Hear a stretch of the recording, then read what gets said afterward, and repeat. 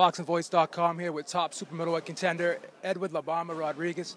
Edwin, at the end of the sixth round, you gave him a glare after you landed that big left hook. Was that more of a look like take that, or what are you still doing here?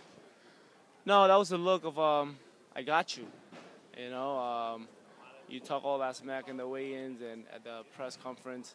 I just wanted to let him know that that was still in my mind and that I had him. And at times I gave him a little bit of a break just so he could realize what's going on. But, you know, it's boxing, and I let that get to me a little bit too much. Now, most of us were sitting ringside and just looking at the beating that Escalera was taking. We were saying, when's Steve Smoger going to step in and stop this fight?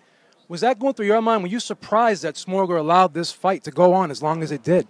I was not surprised at all. Smoger is a great referee, and you know, he's one of those refs that gives the fighter a chance, and I think that that's good in boxing because sometimes good fighters get hurt and fights get stopped prematurely.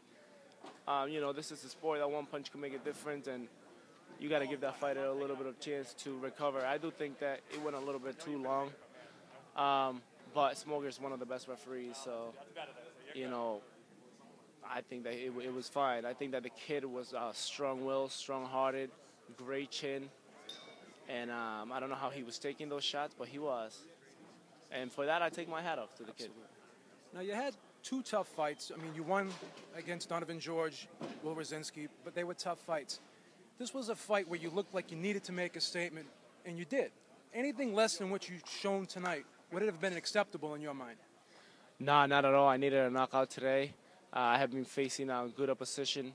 But today, I think this kid was undefeated. He was strong. He was good. But at the same time, I needed to make that statement and show the people all the improvement that I have been making with Ronnie Shields. Now, you're a big super middleweight. You rehydrated 20 pounds tonight. Any problems with the weight thus far? Do you think you can stay here for another year or so, or do you see a move up in the near future for yourself? I was just hungry. I needed some rice and beans, man, and some plátanos. But, no, man, 168 is the weight that I want to make a statement and be a world champion at. If anything comes up at 175, I'm all for it. But I'm making 168 comfortably. Obviously, every fighter is in this to become a world champion, but you just don't wake up one day and become a world champion. This is a process. Yeah, how far along are you in that process, and how close are you to achieving your dreams? I'm 22-0 right now, 15 knockouts.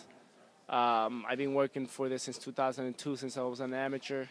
So this is not something that I just woke up, 8 weeks ago and I said, all right, I'm going to work hard to beat this guy and be a world champion. This is something that ever since I turned pro, step by step, my manager has set up strength, conditioning, nutritionist, best trainers at the time.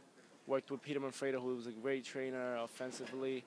My amateur coach, Carlos Garcia. Now I'm working with one of the best trainers in boxing, Ronnie Shields. And we just keep making that improvement, keep trying to get better to accomplish my dreams and goals, which is to become a world champion. Thank you so much, Edwin. Congratulations on your win tonight. Thank you.